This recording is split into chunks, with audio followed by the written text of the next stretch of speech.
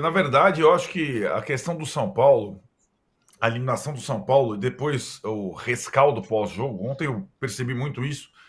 Eu acho que o título da Copa do Brasil, eu não digo que fez mal nunca faz, ganhar nunca é ruim, né? Mas iludiu um pouco o São Paulino, né? E acho que a, a navegação nas três frentes, como disse o Trajano, até ontem o São Paulo também estava nas três frentes, e com alguma chance matemática que fosse no brasileiro, colaborou para essa ilusão. O, os limites do time do São Paulo são evidentes. O Juca acabou de falar, e vocês falaram, mas eles não são evidentes agora. Eles são evidentes desde o ano passado, quando ele foi campeão também, né? É um time que no ano passado não ganhou nenhum jogo fora do brasileiro e que teve uma sequência na Copa do Brasil encantada, né? Mas que nas três eliminatórias contra Palmeiras, Corinthians e Flamengo sofreu, né? Perdeu para o Corinthians um dos jogos, ganhou depois no segundo. O time do São Paulo é limitado para dedéu. E do ano passado para cá, perdeu alguns jogadores muito importantes daquele time, né? O Beraldo, o Caio, os dois volantes, sobretudo, aí já nesse ano, e até um jogador que vinha sendo titular muito importante no melhor momento do time na temporada, que foi o Ferreirinha. O time do São Paulo é isso, né? Então, jogar contra o Atlético, que tem mais ou menos o mesmo nível, e ser um jogo assim de quem errar menos ganha, era a tônica do jogo. E o São Paulo perdeu o jogo do Morumbi e acabou. O São Paulo conseguiu reverter na sua história com Tele, Muricy, Cilinho, Poi, um resultado de mata-mata, perdendo a primeira no Morumbi. Foi contra o Ceará em 2015, com o Osório, sendo que o Ceará teve um jogador expulso no primeiro tempo, lá em Fortaleza. Ou seja, o São Paulo estava eliminado com aquele gol, última bola do Batalha, entrou no gol, acabou, não tem. Imaginar que Luciano, Caleri e mesmo Lucas façam coisas do arco da velha, não sairá, gente. Rato, não sairá. Não é exatamente esse time. O título da Copa do Brasil, e às vezes o título da Copa do Brasil mascara. O São Paulo não tem um time que o torcedor do São Paulo imagina. Simplesmente assim. É bom ter essa noção, né? E, mais do que isso, na janela de meio de ano, quando todo mundo foi para o tudo ou nada, praticamente, o Corinthians se o diga, o São Paulo trouxe 4 jogadores para o empréstimo para comprar elenco, até um cara da Irlanda do Norte. Ninguém veio para aumentar o nível do São Paulo. O São Paulino, espero que ele caia na realidade nesse final de semana e amargue a eliminação e saiba que, para continuar entre os 6 do brasileiro e eventualmente ter a chance de eliminar o Botafogo, ele vai ter que jogar no limite, e não vai ser um time que atropela adversários, porque o São Paulo não tem time para tal. E não tinha o ano passado, né? Então, assim, o que acontece lá? O Mauro acabou de lembrar a final contra o Flamengo. Ele falou que foi um vexame perder para o São Paulo. Por quê? Mas o Flamengo estava desorganizado, técnico recém-demitido, trocando goleiro e tal. O São Paulo aproveitou, o São Paulo se concentrou. Aí eu acho, né, Tironi, no ano passado teve um momento que a Copa do Brasil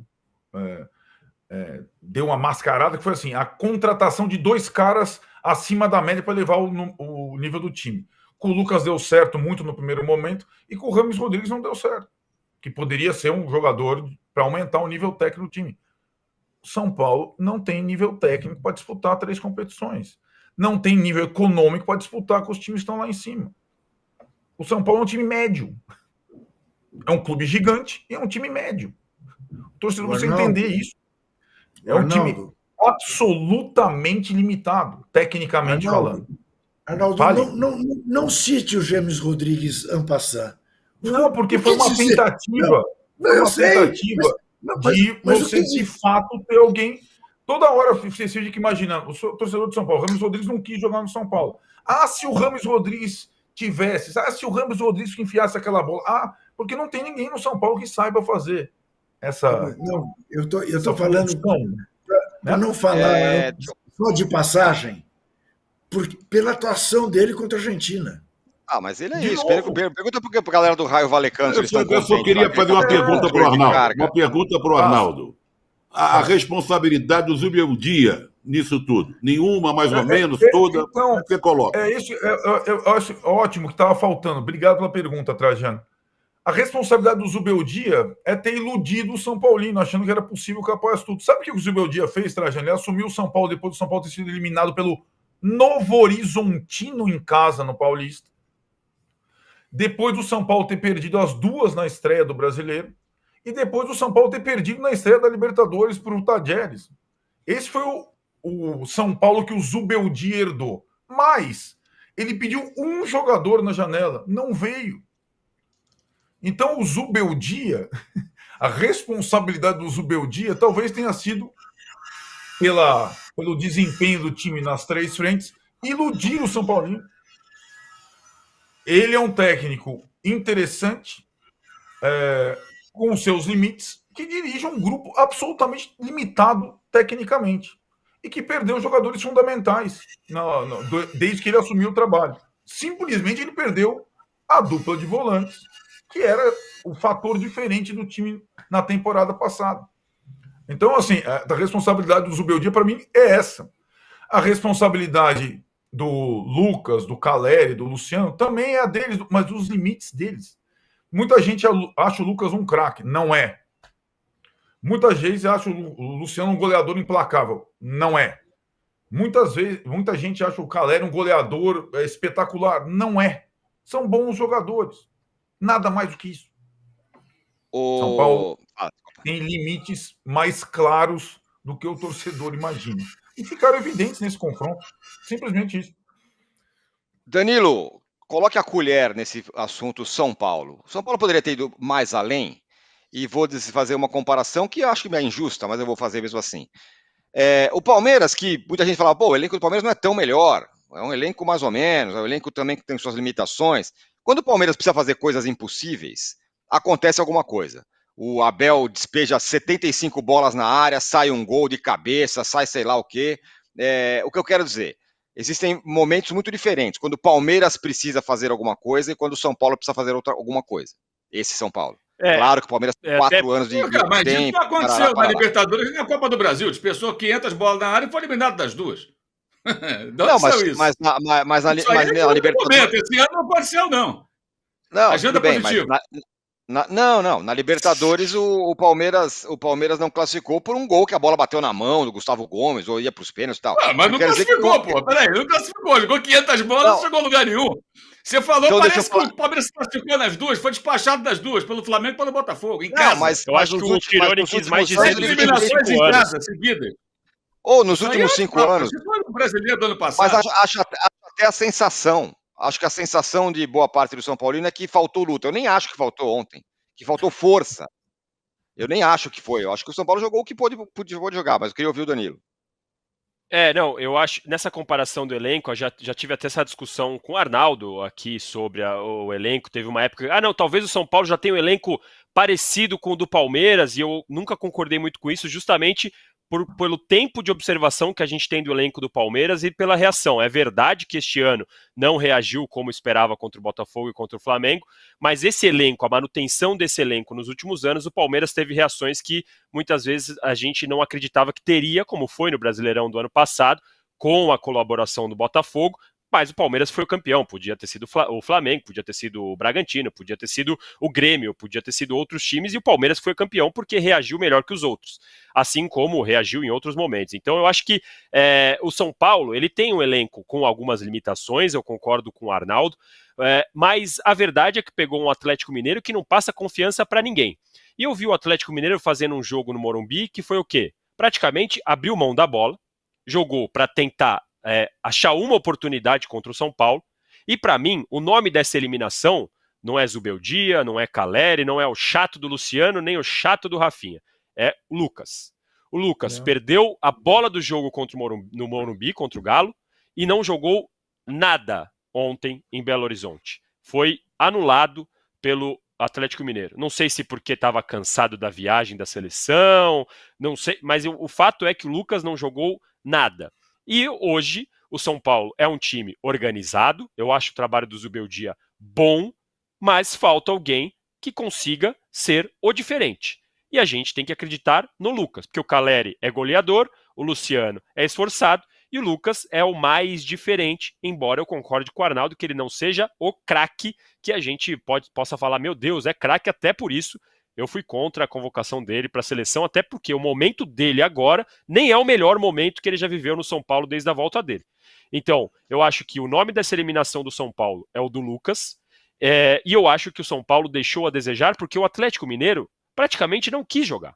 O Everson fez cera, o Hulk, como sempre, fez cera, e o Atlético Mineiro jogou na vantagem que conseguiu no Morumbi e jogou na Arena MRV no contra-ataque, praticamente, nas arrancadas do Paulinho, em algumas arrancadas do Hulk, quando ele ligava o modo de atropelar todo mundo. Então, eu entendo que não dá para considerar vexame, não é um absurdo o Atlético Mineiro ter eliminado o São Paulo. O São Paulo, sim, tinha limitações, mas eu esperava um pouco mais, porque o São Paulo hoje é um time mais organizado e mais confiável do que o do Atlético Mineiro. O Atlético Mineiro tomou sapatada em casa do Palmeiras, tomou sapatada em casa do Flamengo. Então, assim, esse jogo de ontem, eu pensei, se o São Paulo ganhar, não é nada absurdo. Mas o Galo segurou a vantagem que conseguiu no Morumbi, e agora chega com o Vasco, acho que com um ligeiro favoritismo, muito pequeno, porque o Vasco vive um momento bom também. Agora, para mim, o São Paulo deixou sim a desejar, apesar de todas as limitações, porque para mim o trabalho do Zubeldia era bom, aliás, é bom, e poderia ter levado o São Paulo a mais uma final da Copa do Brasil. Muito bem. Ô Trajano, estamos aqui falando um pouco do Vasco, hein? O Vasco tá lá como um intruso no meio dessa turma aí. Quem falava que o Vasco ia ser semifinalista da Copa do Brasil no começo do ano? Não, peraí. Intruso é o Corinthians. Intruso não, é o Corinthians. O Corinthians tá no modo de paz, não é assim. Juca, o Corinthians está em estado de graça, cabelinho da moda, blusa que cintilante. É o colã da ginástica artística, né? Aqueles brilhantes. Na cabeça. Que dor de tá tudo, que inveja que vocês estão, não? Sirene que toca, aquela coisa toda. O Vasco. Sirene porque está pegando fogo na cidade, Zé Trajano. É incêndio. Mas lá no Parque São Jorge não tá. Tá tudo refrescante e tal, vamos embora. É diferente. O Vasco é o time da superação, de guerreiro. O Vasco, como time, se você analisar, é o mais fraco deles todos. Mas está conseguindo. Também está contratando gente. O Vasco não está. Aliás, a situação do Vasco eu não entendo quem é que manda lá, se tem SAF, não tem SAF, é o Pedrinho, aquela coisa, não sei. Mas está trazendo jogador. Trouxe até um jogador que estava vendo o currículo. Ele jogou em 2 times da Polônia, 4 times da Suíça, 2 times. E está jogando o Gil Vicente, que é o 10º colocado do Campeonato Português. Está chegando para o Vasco. Eu não sei quem é que traz esses caras para o Brasil. E o cara chega com status. Olha, para contratar um sujeito que joga no Gil Vicente, 2 times da Polônia, 4 da Suíça, não é possível que não tenha alguém por aqui, né? Mas tudo bem, salvo os empresários e tal. Mas tirante isso, eu gosto de... Eu tenho uma simpatia enorme pelo Vasco. Eu tenho queridos amigos torcedores do Vasco, sei do sofrimento que eles têm passado nos últimos tempos, e o Vasco escolheu um Cristo, que é o Atlético Paranaense. Esse sucesso do Vasco se deu em cima do mesmo time, do Atlético Paranaense. Se superando, né? Esse agora foi demais, porque estava com 10 jogadores e apanhando, tinha que fazer um gol a qualquer hora, a qualquer custo. Fez, e nos pênaltis o Léo Jardim lá defendeu. Então é a superação, eu acho que é o mais fraco deles todos, mas não quer dizer nada que seja o mais fraco. Está indo no embalo.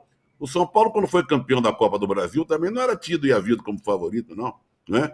Quem sabe que o Vasco pode pegar um Flamengo desfalcado, o Flamengo não sei se pode poupar, né? Porque tem como o Mauro falou no início do programa, tem uma trajetória imensa de Libertadores, de Copa, sabe? Vai, Pearol para cá, não sei o quê. O Vasco pode até ganhar do Flamengo, se a torcida se animar mais ainda. Vamos ver. Eu dou parabéns. É um técnico jovem, é um técnico menos badalado, né? Não está no rol daqueles... É um sujeito que trabalhou em divisões de base e foi galgado para dirigir um time da importância do Vasco. Vamos ver. Ele é o patinho feio da Copa do Brasil, mas está indo com tenacidade. Exatamente. Ó quem tá aqui, Fernando Roberto. E ainda dá uma Olha provocada. ele aí, o Fernando. Ele fala o seguinte: estamos em fair play financeiro no Superchat, mas gostei do debate acalorado. Tô lendo aqui, meu caro Fernando Roberto, fique tranquilo. O Júlio César Bruno fala: doping financeiro à parte, a melhor contratação do Corinthians foi o Fabinho Soldado, que fez contratações muito boas, como esse André Ramalho. Essa foi boa, hein? Gostei dessa. Aí, o Júlio César Bruno. Tá bem. Fabinho Soldier. Bom humor. O Fabinho Soldado fez uma conta maluca lá, eu vi uma declaração dele. Eu vou te contar, como diria Lúcio de Castro. A janela foi boa. Todos os números dizem qualquer coisa. Uma coisa Não, mas assim, o Fabinho Soldado...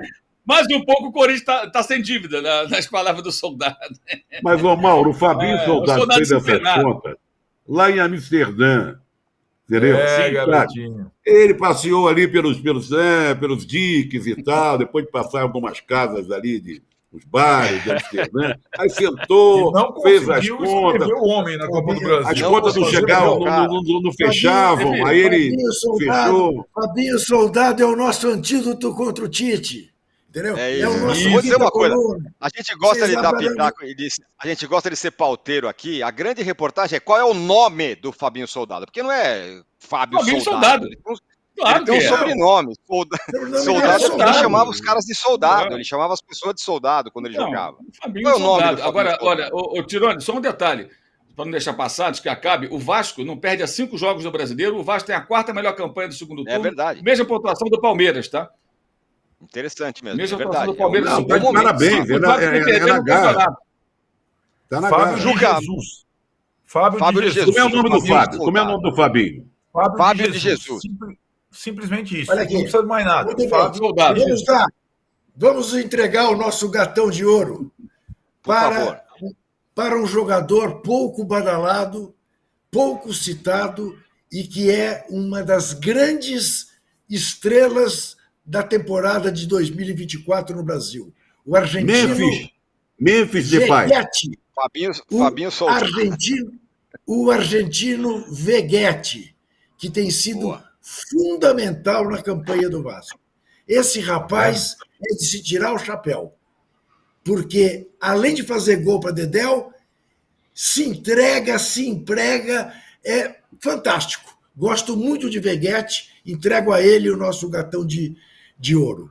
E o ratão de bronze, mais uma vez, mas dessa vez com louvor, vai para o VAR brasileiro e para aquele assoprador de apito que atuou em Itaquera. Porque esse cara passa 7 minutos na frente de um vídeo, vê um lance com 2 faltas e insiste que o gol era legal. E deu o gol para o Juventude só para mostrar que ele não tinha coragem da arbitragem mexicana, que um dia anulou 3 gols do Liverpool contra o São Paulo numa final de taça intercontinental. Sem VAR, hein? Sem VAR. Sem VAR.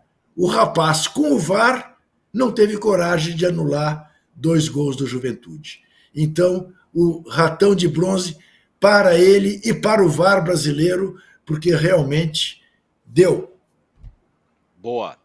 Muito bem, o Roberto Amelioso está bravo com a gente. Bom dia, respeito a todos, como profissionais, mas é inacreditável como vocês desrespeitam um clube que tem 30 milhões de torcedores, é o Corinthians, e é pauta para a mídia desde a sua fundação. Triste ver a que ponto chegamos. Estamos falando as coisas do Corinthians aqui. Luiz Alberto de Souza Lopes, 13 ações com bola, 3... Falar que o Corinthians não é o melhor time, a que ponto o Corinthians chegou. Não é incrível isso, né? É o Corinthians que deve 2 milhões. Pois é. Aqui, e o Luiz Alberto Lopes de Souza fala: 13 ações com bola, 3 passes errados de 12 e perdeu a posse de bola 3 vezes. O Gabigol já chegou num ponto que, além de não contribuir, ele atrapalha. O Gabigol, que seria um potencial substituto aí do Pedro, que está machucado. Ele muito pode bem. formar uma dupla como o Depay, ano que vem, a dupla Rapper e Trapper. Rapper e Trapper. Fala, Danilo. Não, tem um superchat que passou aí que eu achei bom, eu tenho que ler aqui. O cara falou: o Lavieri, com essa cara de faraó de novela da Record, fica semeando a discórdia no programa. Boa. Essa cara de faraó. Quem que é o autor desse negócio maravilhoso, por favor? É o Anderson, Não, é o muito Anderson bom, não. Silva. É um bom humorista. Ganhou o troféu de melhor chat do dia. Ô, Juca, refaz aí o gatão de bronze. Bota aí, como é o nome dele? Rafael? Esse é o Anderson Silva. Ele ganhou o troféu. Ele ganhou. Ele é muito bem-humorado. Melhor chat. Mal sabe ele que no Catar, que em Doha, você não sabe o que tinha de moças atrás de Danilo Lavieri, com comportamento absolutamente ilibado, diga-se de passagem. Mas esse ar árabe dele, reforçado por essa barba... Não, mas o melhor, quer saber de uma coisa? Não é nem a cara de Faraó, é Faraó da novela da Record. Aí é demais da conta. É o negócio. Senhores, às 11 horas aqui tem de primeira, hein? Tem o Finanças do Esporte agora, hein? No mesmo link. Você tá nessa, Danilo? Não, Finanças do Esporte não. Hoje, às 3 horas, a gente vai entrevistar o Savério. Não sei se estava na sua pauta aí. Eu, PVC e Massini. O Savério, que é candidato à eleição contra a Leila Pereira no Palmeiras. Savério Orlando, às 15 horas, então. Às 11 horas tem o de primeira. E às 18 horas, a craque Marília Ruiz e o Renato Maurício Prado chegam com o fim de papo. E o posse de bola... Posso terminar o programa cantando aqui um pouquinho, em homenagem a Margarete Menezes? Por favor. Faraó. Faraó. Faraó. Valeu, gente. Tchau.